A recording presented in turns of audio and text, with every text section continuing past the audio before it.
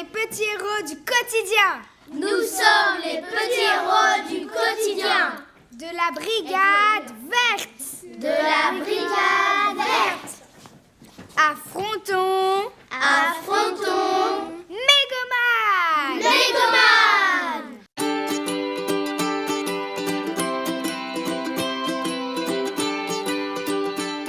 Donc on a réfléchi ensemble à comment agir sur notre monde et comment affronter le premier super méchant Poubélator.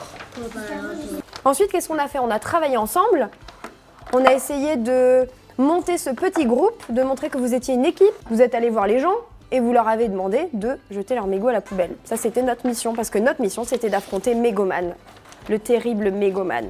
Ça, c'est Poubélator.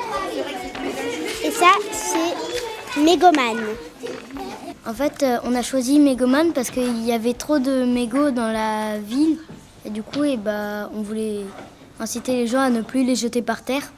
Moi, mon pouvoir, c'est la rapidité. Avec la vitesse, je ramasse d'un seul coup tous les déchets de la ville. Oui, mais go, go, go, jette tes mégots dans la poubelle.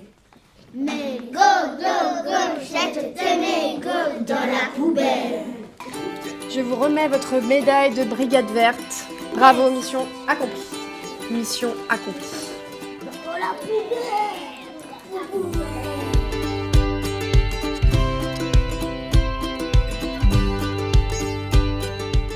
On a monté différentes actions au sein du projet Arrêt Nature les Jardins d'Asphalte pour toucher un maximum de public dans le quartier. Donc les personnes âgées, il y a eu la création d'un livre de recettes du quartier, il y a eu la création d'un journal de quartier, il y a eu des actions avec les tout petits, les écoles maternelles, il y a eu des actions avec les personnes qui étaient plutôt, qui partaient pas en vacances par exemple, donc des ateliers d'été. Le projet qui symbolise vraiment tout ça, c'est le projet du jardin partagé. Ce jardin, ça va être plein de petites graines qu'on va planter, qui vont permettre après de faire pousser donc ces légumes, ces fleurs, etc. Et toutes les personnes se regroupent, peuvent discuter. Il y a ce lien qui se crée, il y a un dialogue qui se crée, etc. Et voilà, il symbolise vraiment tout ça.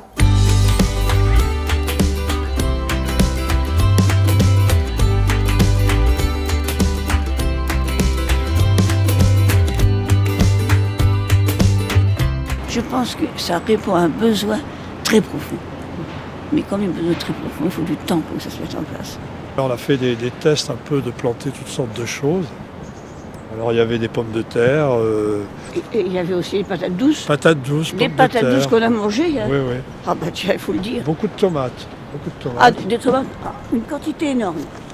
Quand même bien compter 1 an, 1 an et demi pour que les gens arrivent à parler et à retrouver le goût de la conversation, qui est tellement perdu. Mais on sent que les gens n'ont pas les gestes ronds habitués à parler et à toucher la terre. Et ça, c'est très important, que les gosses touchent de la terre, de l'eau et de la terre.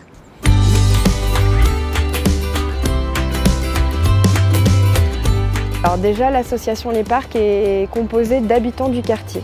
On a voulu faire montrer que si on agissait tous ensemble, si on travaillait ensemble, si on construisait ensemble, on pouvait arriver à refaire du lien au sein d'un quartier qui est plutôt très minéralisé, de ces grandes tours où il y a énormément de gens qui habitent et qui se côtoient pas forcément.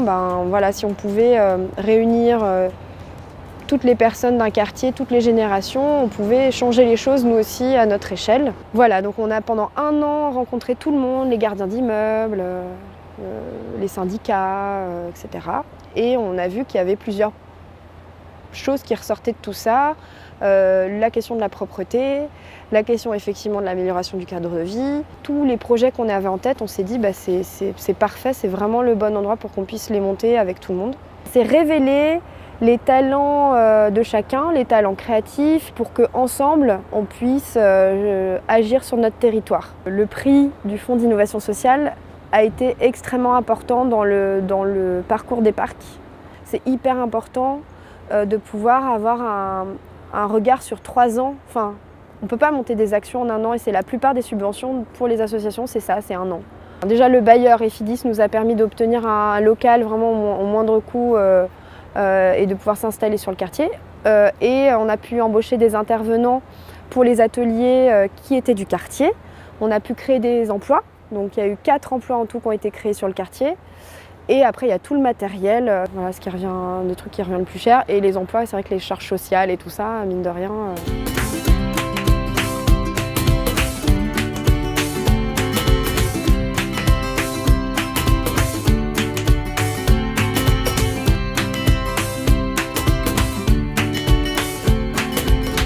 Ça a permis de se mettre autour de la table, mais cette fois-ci avec les habitants, et de travailler sur des propositions préventives et correctives.